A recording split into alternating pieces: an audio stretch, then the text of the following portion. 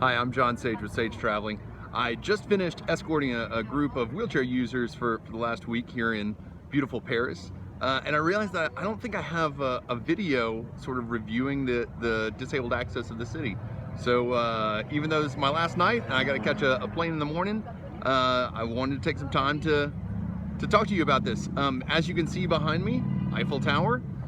And the Seine River's way up right now, which is a big deal for a lot of people here. Disabled access in Paris. It is challenging at times, but it's doable. I mean, we just had myself, a manual wheelchair user, two other manual wheelchair users, an electric wheelchair user, and we were here for a week, and we did all sorts of things that a lot of people think that you might not be able to do. If you are planning on coming to Paris with a disability, whether it's a wheelchair or a mobility scooter or slow walker, let me give you a few tips. So the first, what most people start with when they're trying to decide and plan their trip is what hotel to stay in. And there isn't a perfect hotel for every disabled traveler because every disabled traveler is different. A lot of it will depend on how good you are with cobblestones and hills. If you're really good with those types of things, you may want to stay in a more charming neighborhood. If those things are really a pain, maybe you want to stay in a more accessible neighborhood somewhere in the right bank or one of the newer parts of town. After you've figured out your hotel location, you'll need to start thinking about getting around the city. And getting around the city can be really challenging at times because the metro, most people get around using the metro, and the metro is not very accessible for disabled tourists. There are accessible lines, but they don't connect the tourist sites very well. So the metro is not really a great option for disabled visitors. The buses are an option, and you may have to transfer between buses if you're going kind of long distances or in unusual directions. But I've used accessible buses a lot in Paris. Accessible taxis are here, or if you can jump in a normal taxi, even better. You won't have to wait.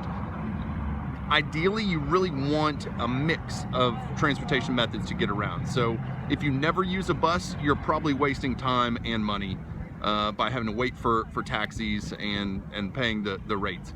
If you only use buses, you're probably also wasting some time because a lot of times a taxi really can save you a good bit of time.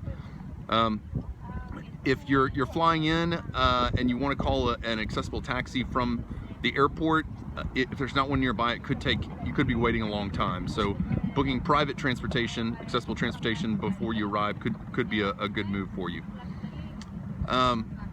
That's a lot about getting around. You know, cobblestones can be a challenge. The sidewalk ramp, some of them can be steep and they can sort of dip down where it's not exactly flat. So getting around can be difficult, but as I said, it's doable. So hotels, getting around, the tourist sites. Accessibility is good at most of them. And I say that sort of with a caveat. I'll sort of review, let me think about how I want to do this. So starting with the Eiffel Tower behind me, there are elevators to get up to the second level, not the top. And those are priority access for disabled. They will usually ask you for your disabled registration, which they have here in France and other places in Europe, but you may not have that from back home. If you show up in a wheelchair, like I use, it's usually not a big deal, but if you're just sort of a slow walker, they may ask some more questions for you, so you want to get that handled before you show up. Let's see, Eiffel Tower, the Orsay Museum is quite accessible. That's coming this way. That's quite accessible. They have elevators there. The Louvre has a maze of elevators and can be very difficult to navigate. Having a tour guide there just to help you navigate the elevators can be really advantageous. Let's see, what else? Notre Dame, there's a small little sort of half step if you use the exit, not the entrance. That's the most accessible way to get in. Sainte-Chapelle, you can use an elevator through the adjacent sort of Supreme Court building, but it's not open 7 days a week, so you got to check that. What else am I forgetting? Les Invalides, the Army Museum is very accessible, although Napoleon's tomb is not. Where else did we go this week? Moulin Rouge has steps. The Lido Cabaret does not. We went out to Versailles. Versailles is great if you're here for if you're here more than 4 days. A trip to Versailles is a must-do. They have elevators, but the elevator is small, and there's more information on my website, sagetraveling.com, about that elevator and Versailles. The elevator is small, but that's possible. We were all able to fit on there. The gardens are even the best attraction out there, and so you definitely want to make sure that if you go out there, you have time, you allocate time to spend in the gardens, because there's huge and beautiful and just amazing. Where else did we visit here? It's all on my Facebook page. I'm drawing a blank right now, but that's just a few of the tourist sites and their accessibility. There is a whole lot more information on the website, sagetraveling.com, so you can go looking there for accessibility information.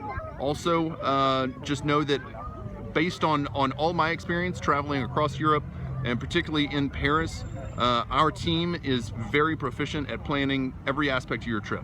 And that's really nice, because it takes the hassle of it out for you, and we provide 24/7 emergency support, and really make the trip the easiest that it can be, and you won't miss any of the exciting experiences that Paris has to offer a disabled visitor. So you can view all that and a whole lot more at sagetraveling.com.